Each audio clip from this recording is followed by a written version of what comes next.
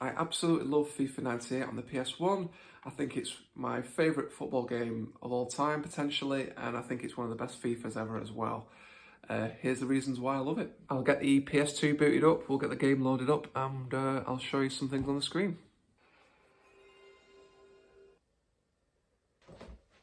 So here's the main menu. So what I love most about it is just how fully customizable it is.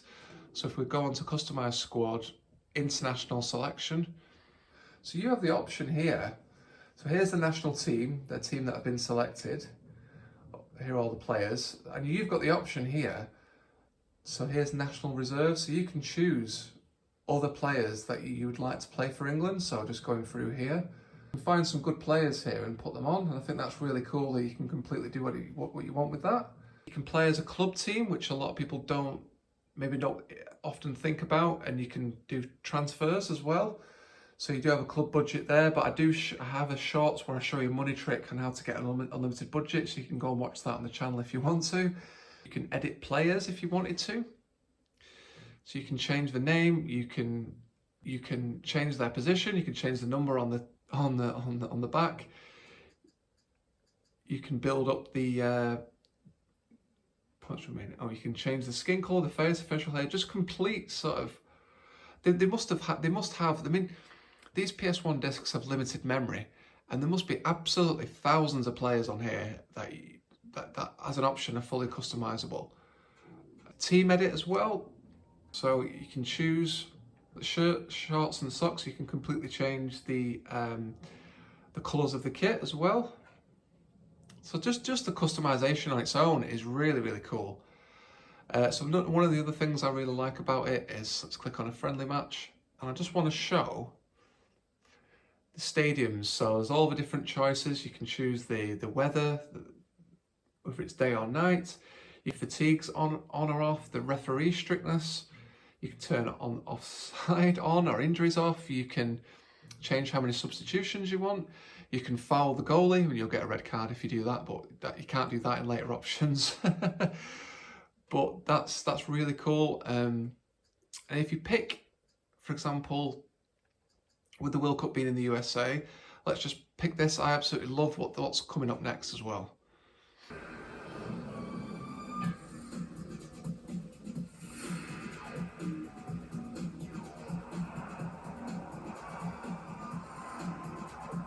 Another feature as well is all the stadiums in the game.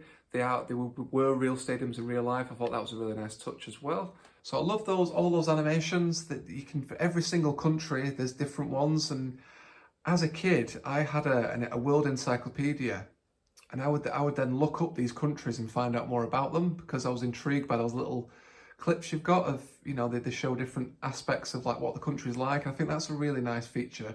I love playing in the this one here, the indoor stadium. This is so much fun. I think it's like 5-a-side. Yes, goalies and 4 outfield players. I'll just very quickly show you this. So this is very fun. It's like an early game of like FIFA Street, but obviously, whoops. So you can bounce it off the walls. And it's just a fun little game. Especially when you're playing this with friends, it's a really fun game to play. And then we have the main feature of the game, which is the Road to World Cup 98. So you get to play as 172 different nations, which I think is incredible. So it only gives me the option for the qualifying at the minute, because we haven't, that's it. So I'm going to do a series of this, so I'll pick it now. So I'm going to pick the Cook Islands, which I think are probably one of the lowest ranked teams in the game, just for fun, just to see if we can qualify and see how far we can get. But it says on the right hand side there has user teams, so you can select multiple countries and you can play as them all at the same time, which again is a really cool feature.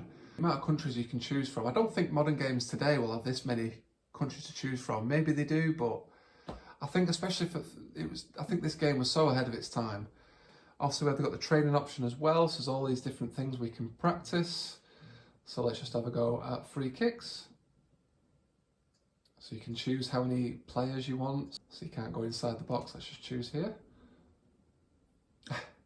I accidentally picked Albania for the countries, but yeah, here's how you take the free kicks. So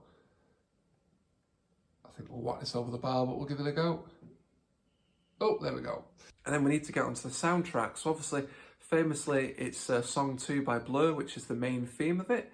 Obviously, great song, but a lot of the other music is by an artist called The Crystal Method. Now, I thought, especially at the time, it's just the perfect in-game menu music. Like, it fits so well. So yeah, nearly pretty much the songs are on there by the same artist, The Crystal Method. So yeah, really, really cool.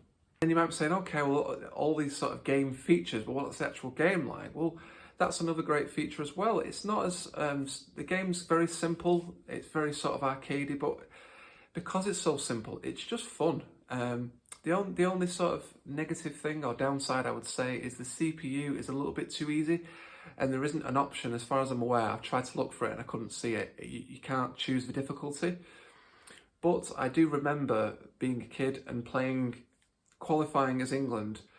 I remember pretty much all the qualifying matches I won 4, 5, 6-0, really comfortable. But when it actually came to the World Cup, in my first group game, I faced one of the weakest teams, and I think I only won 1-0. And I noticed the shift in difficulty once you qualified to get to the actual World Cup. That's when it starts to really kick in.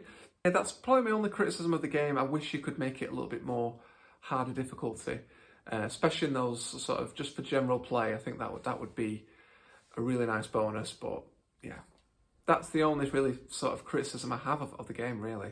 And also the commentary. So at the time it was John Motson and Andy Gray, and I've played as some really obscure teams just for fun. And again, going back to the thing I was saying, like the game would have had limited memory, and the fact that every single possible scenario through over 300 teams, international and club, the commentaries always say it, and they even mention the players as well. So like you could be running with and they'll mention the player's name of a really obscure team, and that just blows my mind. Especially all this time later, the fact that they were able to do that and get that into the game and have it transition quite well also.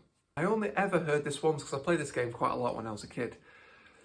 I heard at half time one of the matches, the two commentators started having I think they had like a cup of tea, and you could hear the cup hit the saucer, and they were just talking about it, and I was like, this is so random but so funny. I bet there's more Easter eggs like that in the game that I've never experienced, but that was one time like 25 years ago when I heard that, and I've never heard it since. And then obviously the last point, the nostalgia factor, the fact that it just brings me back to my childhood.